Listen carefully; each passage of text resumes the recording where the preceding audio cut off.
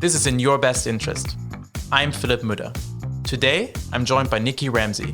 She's the founder and CEO of CardUp. In today's episode, we talk about all things credit cards, such as the convenience a credit card can offer you, how you can reap rewards, and how to be a responsible credit card owner when it comes to clearing your monthly bill. I hope you enjoy it, and if you do, be sure to subscribe and consider leaving us a review and sharing it with your friends. Welcome to another episode of In Your Best Interest. Every 2 weeks, we bring you new topics covering personal finance, investing, and entrepreneurship. I'm your host, Philipp Müller, and today we will be chatting about all things credit cards. Credit cards reserve a very special place when it comes to personal finances, and people either really love them, they try to maximize the rewards that they can get, and they're being very disciplined about using them. And others see them as a devil, right? That will keep you in a spiral of debt with high interest rates. So it's a very polarizing topic. And for that, I invited a guest that has had a long history in the payment space to help us get a better understanding of the do's and don'ts of using credit cards. Her name is Nicki Ramsay. She's the CEO and founder of CardUp, a fast-growing credit card enablement platform based in Singapore. She's an expert in the payment industry. She has built digital payment products and previously worked in various leadership roles for American Express across both Asia Pacific as well as Europe. During this time, she held leadership roles, including Head of Consumer Insights for APAC, as well as Director of International Business Development. Nicki also started her career as a management consultant at Deloitte Consulting after graduating with a first-class degree in economics. Nicki, thank you so much for taking the time to join me today to discuss the world of credit cards. Thanks, Philip. Thank you for having me. I'm looking forward to the discussion. Yes, we wanted to have an expert on this topic, and I think we found the right one. If I can do it justice. Based on your history, it looks very, very promising for our users and listeners to hear a lot more about credit cards and what the do's and don'ts are about them. But before we get started into that topic, I usually talk with all of our guests a little bit about their backgrounds so that the listeners can get to know you a little bit better, where you're coming from, learn also a little bit more about what drew you to the world of payments in your case, and finance in general. So would you like to give us a little bit of a background on kind of where you grew up, where you went to university, things like that? Sure. I'm from London originally. So I grew up born and bred right in the centre of London, and also went to university in the UK. My background, actually, I have a bit of a mix because my father actually is originally from Zimbabwe. So I actually spent quite a bit of time actually growing up, holidays and so on in Africa. And then I moved to Asia 10 years ago. So I've been out in this region some time as well. So definitely had quite a lot of sort of travel experiences over the course of my life.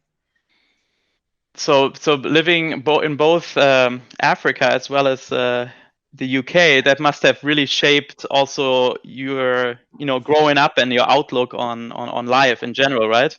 Yeah, I never actually lived permanently in Africa, but spent a lot of time there because I had basically one side of my family over there. So definitely two very, very, very different places. Yeah, no, absolutely. And for university, you said you did study in the UK as well. Do you mind telling us a little bit more about where you studied and kind of what was the topic of study? And is this something that led you directly into payments? So I studied economics at the University of Warwick, but actually it didn't. So I always had an interest in sort of financial sector and services, but I wouldn't say that actually led me directly into what I do now. I had a real travel bug, and I had always traveled a lot, as I mentioned, and so I actually went into the travel industry. I was at management consulting, but I was specializing in travel projects and sort of the travel industry within the strategy consulting space. And that's when I crossed paths with Amex, because Amex, I think American Express is not only, obviously a very large payments and credit card company, but many people don't realize Amex is also one of the world's biggest travel agencies. And so I actually came into the world of payments through that route, and then realized as I got to understand a little bit about payments and the sector, found it really fascinating, and that's really where I found my interests lied, and so the rest is really history. Always stayed in that space ever since. Interesting. Yeah, see, this is how life sometimes goes, right? It's not easy to plan every step of the way, right? So yeah, I mean, based on my degree, it probably made sense that was the right path, but I got there in a bit of a convoluted way. So then before university, if I may ask, since you went for economics, you said you already have a little bit of an interest in finance. What was the first time you remember really about having exposure to money in general?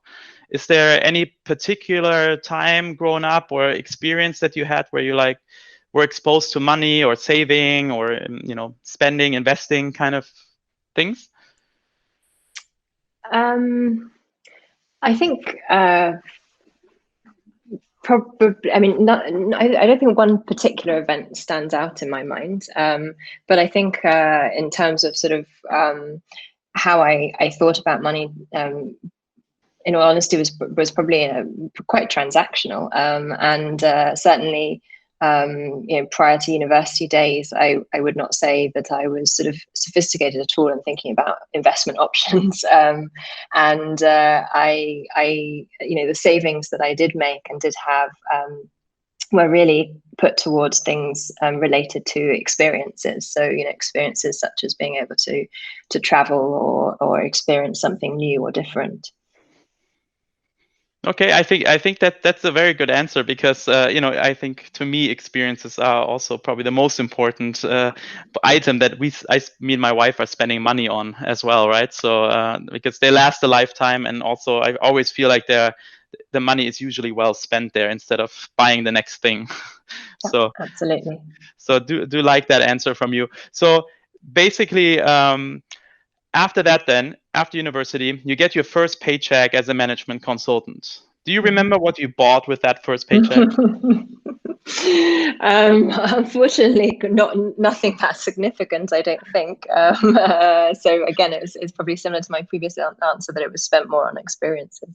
Yeah. Okay. No, and I guess then that's probably then also the best investment you ever made, or what was actually, that? Yeah, actually, the best investment, it is related, is the best investment I've ever made is one that's probably not really financial. It's an investment into my time and doing activities or working on things that I find sort of interesting or fulfilling.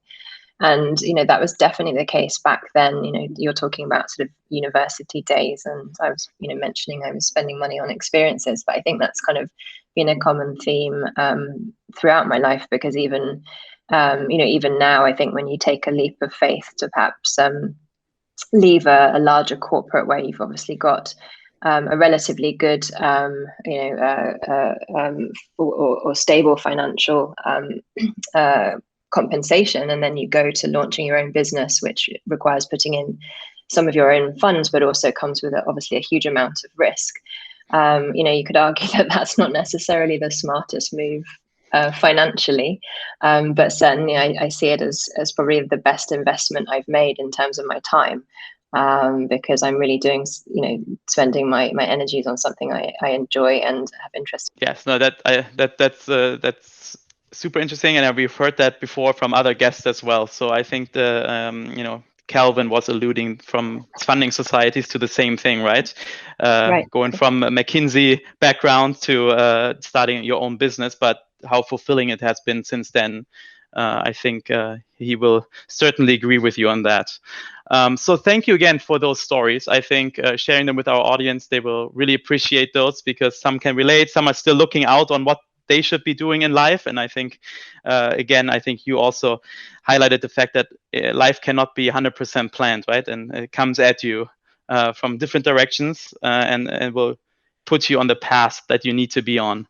But so thank you for that. Let's move on to the topic of today's episode, which is credit cards. And I think for the listeners, the first time I actually remember getting a credit card was when I was 15 years old, and I was going from Germany on an exchange program for 1 year to high school in the US. And in order to get access to any kind of money, so this is a long time ago, was that my dad gave me a partner card on his credit card in Germany.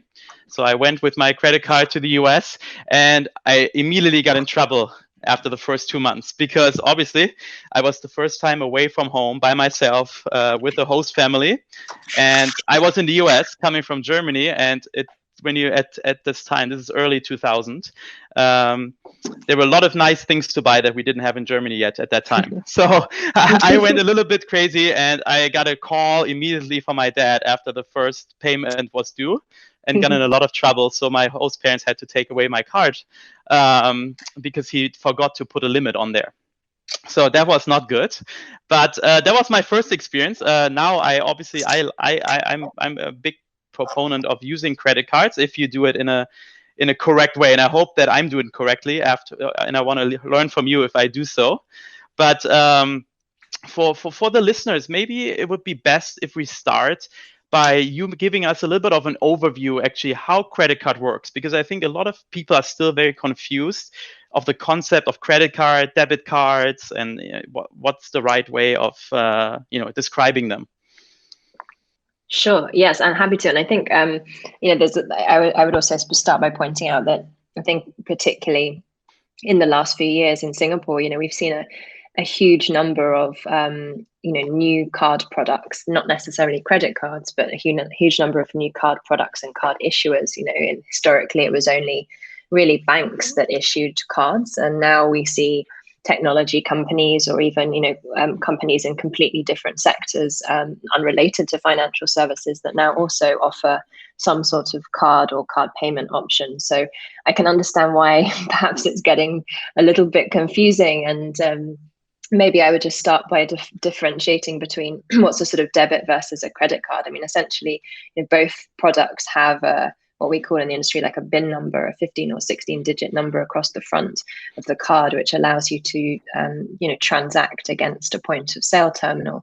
But the big difference with a credit card product is obviously that you have a pre-approved credit limit extended to you by the card issuer. Whereas with a debit card, they're typically linked to your bank account. So you would only be able to sort of spend whatever funds that you have, available in your account. So maybe I know the focus of the conversation today is more on the credit card side. So maybe I'll just elaborate a bit on that. I think, with credit cards, you'll have the pre-approved line of credit, and providing you pay off the bill in full each month, then you don't need to pay any interest at all on what you've borrowed. So essentially, it's just additional cash for you, and it's interest free. If you pay it off within the month, right? If that's the important piece, yeah, that if you pay it off within the month. But before you get there, you just mentioned something that's interesting to me.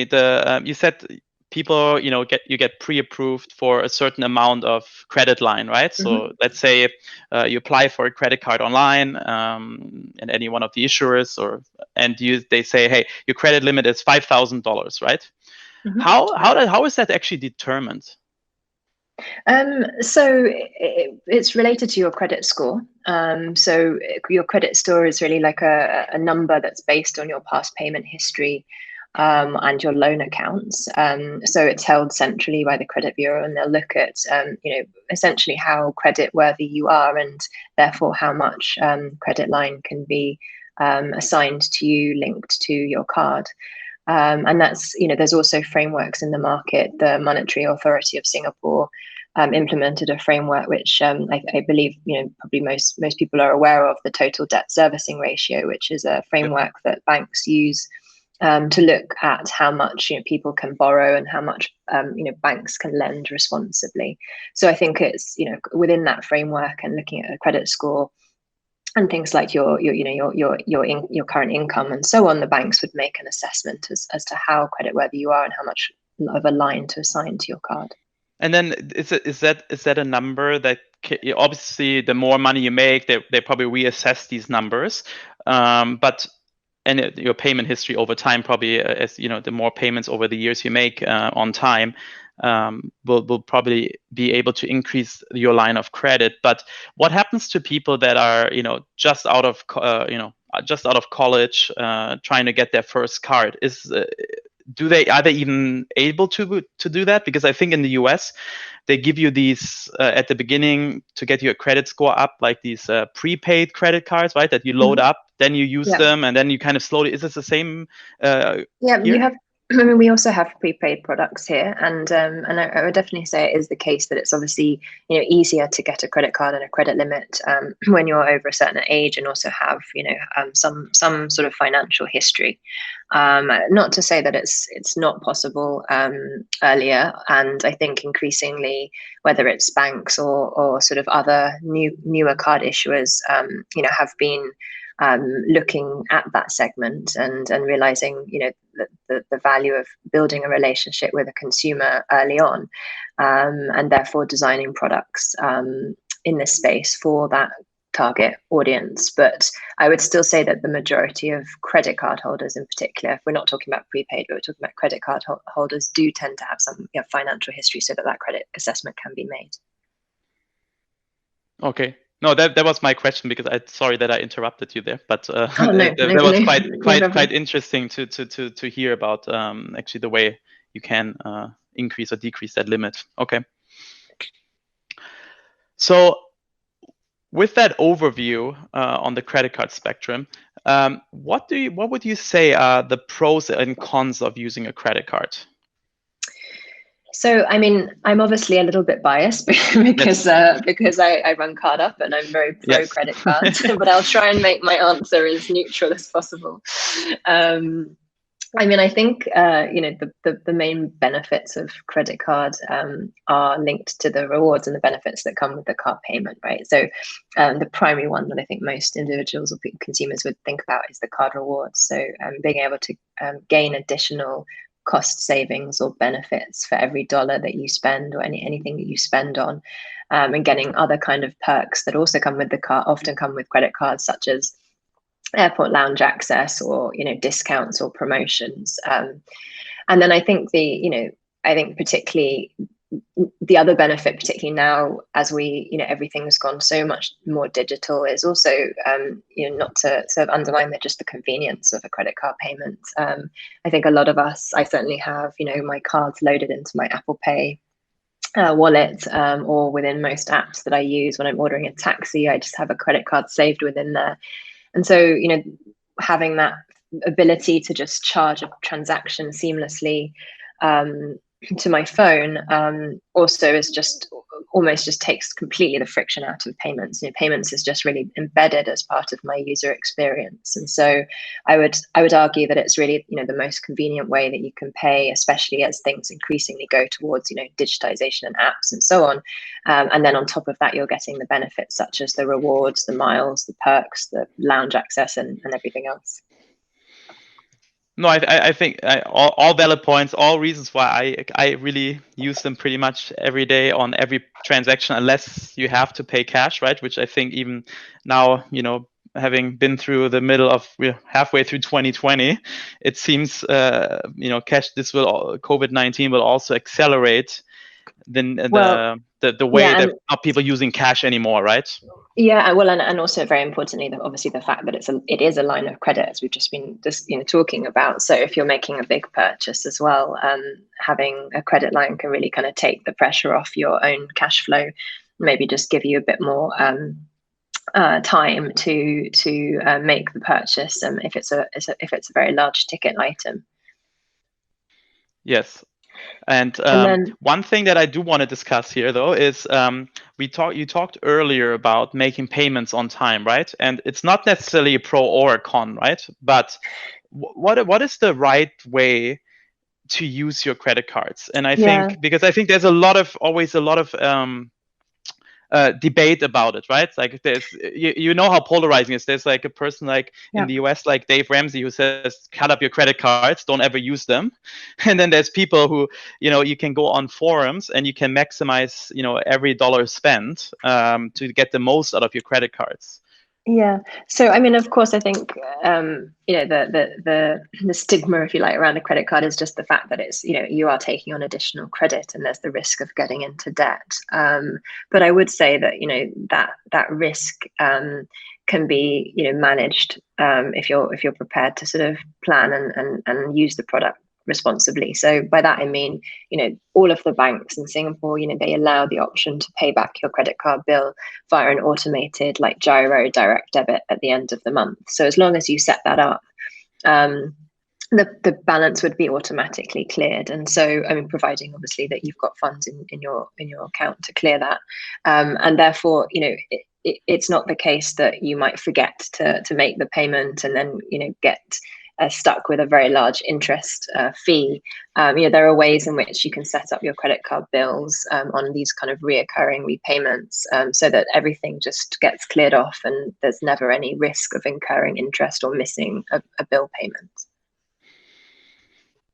Yes, that's a good explanation. That's what I actually do. So I have them all set on auto pay full amount, because I would forget these things. And then once you forget once, then it becomes like this spiral that I was speaking about earlier, right? Where people just continuously not only pay the minimum payment, and then of course with the high interest rates, it's almost impossible to be ever paid off, right? Exactly. Yeah. So that's definitely what I would recommend. And I think as long as you do that, there is very low risk of being sort of hit by the large interest charges. Unless you spend more than you make. So that's the other thing. Yes. Don't use them just which comes back to the point of being responsible, right? But I think that's the same with any credit product that you would take out, not necessarily cards. That is always the case. Not to over leverage yourself. Correct. So you talked a little bit already about the benefits that some card offers, like, so for travelers, some come with lounge access at the airport that make your travel life easier, especially if you travel for work and you're get stuck at airports all the time. I actually have a very good example of this from late last year, when me and a colleague were actually in Tokyo, and the protests started in Hong Kong. And we were actually stuck for 2 full days at the Hong Kong airport on the way home. Oh, wow. And good thing I did have a credit card with lounge access, because at least we were able to, spend our time a little bit in there. Had free food, right? And they were able to help us also with the flight bookings and stuff. So it does have quite a lot of benefits. But when you look at the prices of credit cards, right? And I know there's many comparison websites out there that try to make sense of the different offers and that you get. How would you say someone should go about maximizing their credit card rewards?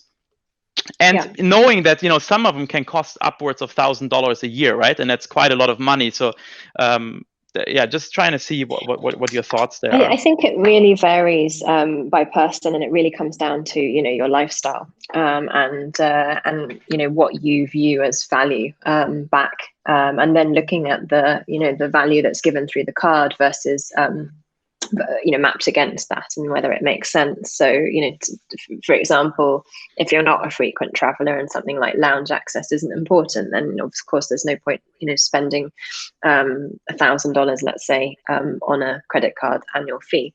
But if you're someone that's traveling on a regular basis, and the example that you just used right now about being stuck in Hong Kong airport, if you had a few of those in a year where you needed that lounge access, it may very well make a lot of sense. So I think it's really down to lifestyle. I think if you're looking purely just for cash return, then the sort of the most simple product, which is sort of the easiest to just calculate the benefit on, is the cashback products. So there are cashback products in the market, like the UOB One card, where you can get up to 5% cashback, for example. And so obviously the return is very, very clear. There's no sort of hidden cost that you need to look at. And also, of course, there are a lot of products in the market that are completely free. So there's no annual card fee at all. So you can then just purely weigh up the benefits that you get, and there's no cost at all. And so I think it's just, taking some time to think through what's your lifestyle, what do you want to get out of your card, and then making an assessment of the different products that are available based on that. Okay, that makes sense. What I do would like to know your opinion on following up on this is actually how many cards is enough, right?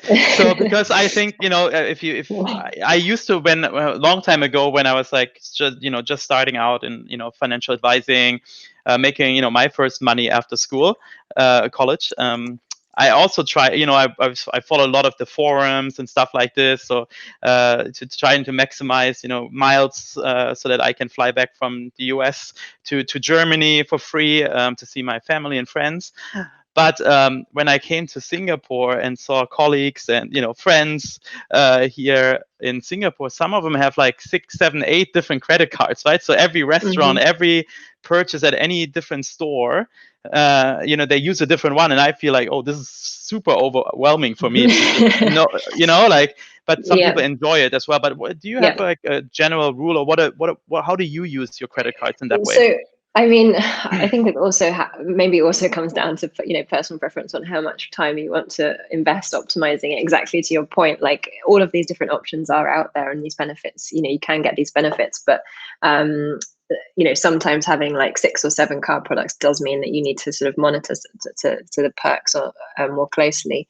For me personally, I would say having just a few, maybe 3 cards keeps things really simple, whilst also ensuring that you're getting a really good return on your spend. And so, for example, having a good miles card that has a high miles earn rate in the market, because I like to travel, so I can redeem those miles for airline tickets. That would be my priority. But then in addition, I like to have a card that allows lots of restaurant benefits, because that's something else I enjoy. So I would also carry that product. But for me, I think I try and get one sort of more like day-to-day spend card that could be used for things like groceries or dining, and then one travel card which could be used to rack up miles.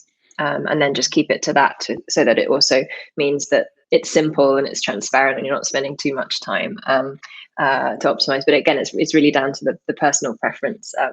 And I think the great thing about Singapore, the cards market here, is that there are so many great options. So if you do have 7 or 8 cards, yes, you can absolutely be maximizing the return on your spend the best. Good guidelines. I think I'm like you. I have one for dining where you get some extra points more on dining, and one for travel. It's what I have, and I think those serve me quite well. Again, like your point, right? So for dining, why not get one? Everyone goes and dines most of the time here, a lot, and then why not get some extra points on that, right? So I think good guidelines. Thanks, Nicki, for sharing those. Next up, I want to get a little bit more into your entrepreneurial story. I know we talked a lot about you working for American Express, your background in payments, and you mentioned a couple of times, being a little bit biased towards credit cards because you're the founder of CardUp. Could you explain to me and the listeners a little bit more about what does CardUp do? Let's go with that first, actually. Sure. So, I mean, in a nutshell, what CardUp does is allows you to use your credit card for all of your big expenses, even if the end recipient that you're paying doesn't actually offer a credit card payment option. So, to give you an example, that might be paying your rent to your landlord on a credit card, or a very relevant example for this month, given we're right in the middle of income tax season, is to make your income tax payment to the IRS for your taxes. And historically, before CardUp came about, these were all type transactions that were done by bank transfer, check or cash. And cards couldn't be used. But now with CardUp, you can actually shift these expenses onto your favorite credit card, or even sort of optimize across different credit cards and start to earn benefits and rewards from all of these big payments. And and like you said, they're actually the bigger payments that everyone makes on a monthly basis, right? So they could actually quite help rack you up miles or points quickly, right? Exactly. I mean, I think I was always kind of conscious, that I never got anything back from the biggest expenses that I had in life. I was spending using my credit card for smaller ticket items, but to be honest, paying like bills was still just a real chore. It was often like paper-based forms that I had to like fax back to the merchant, and so it was, not only was it kind of inconvenient, but I was just getting nothing in return. And so, back to the points that we were talking about the benefits of a credit card payment. What we've done at CardUp is help people unlock those benefits for all of their big expenses, and the benefits, could be miles or cash back if that's most important to you, but the benefits can also be the line of credit, especially as these are very big payments, so to give you a bit of a grace period on some of these large transactions, and in addition, sort of the convenience, just being able to set everything up digitally. And I think we've built the platform to really specialize in reoccurring payments, and making sure that customers can just set up a transaction maybe once for 12 months, and then they really don't need to kind of do anything else. So it's helping them save time as well. All right. No, thanks for that overview. If I may go back a little bit before you made the transition from American Express to CardUp, it's going out on your own, right? You alluded to it a little bit earlier as best investments ever made, but when did you decide to make that step, and how did this idea come about? So I think I've always sort of had a pretty entrepreneurial streak, and actually my father always ran his own business, and interestingly, always in financial services as well. Although the word fintech probably 30 years ago, 40 years ago wasn't really a buzzword as it is now, but essentially it was the same thing. It was financial technology. Okay.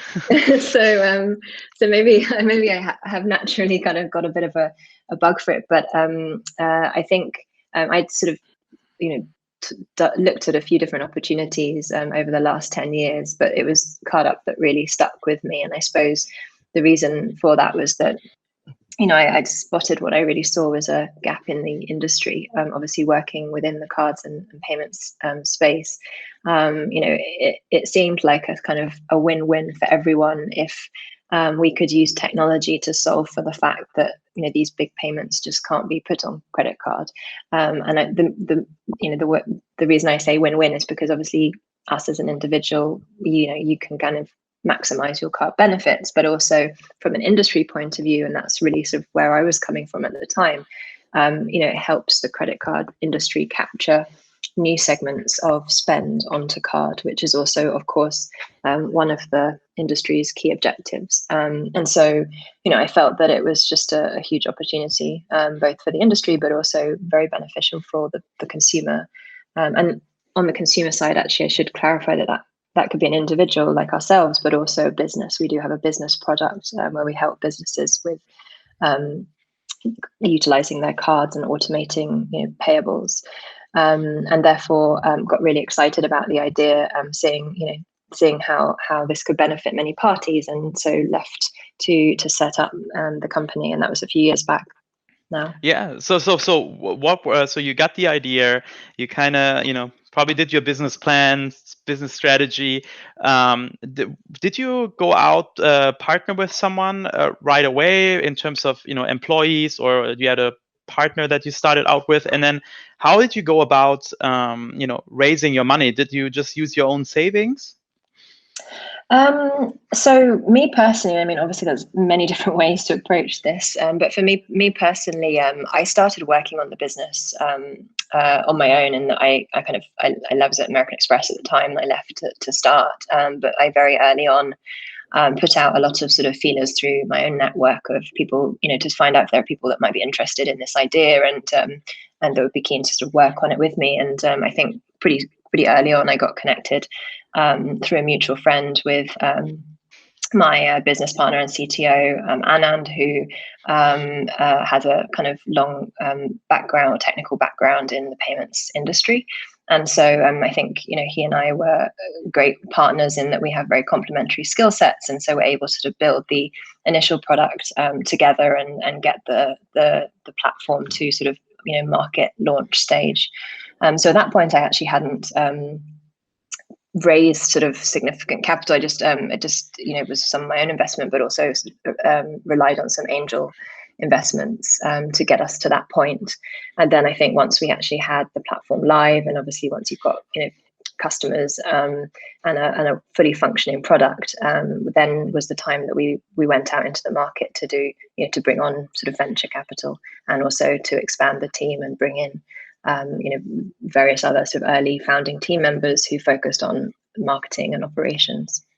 Yeah. Okay. No, I think this is a very typical approach, and I think a good one. Like you said, you already had that industry experience, right? You were able to do research before making the plunge, and then finding a good partner, especially when you need tech resources, is a great combination to build a good product.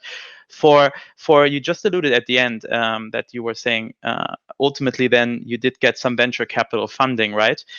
From never having to raise any kind of money, how did you enjoy that process, or did not enjoy the process? And was it difficult? What was the reception of professional institutional investors to the product? I think one of the challenges we had, this is fast, rewinding a few years, but one of the challenges we had was that the business model concept was relatively new. I think there are different types of businesses, particularly in the tech space, some of which are very established models that might have been around like 10 years in other parts of the world. And it's really a case of kind of bringing those into Asia and replicating something similar. And then there's other business models which are perhaps quite new and kind of creating a category of its own. And I think we kind of fell more into the latter bucket. So I think one of our biggest challenges was just around sort of educating the market in terms of also the investor community on like what this is all about and how big is the TAM, the target market, and how can this how could this be a sustainable business in the long term. And so I think a lot of the early conversations for us centered around that. It wasn't necessarily a case of just jumping straight into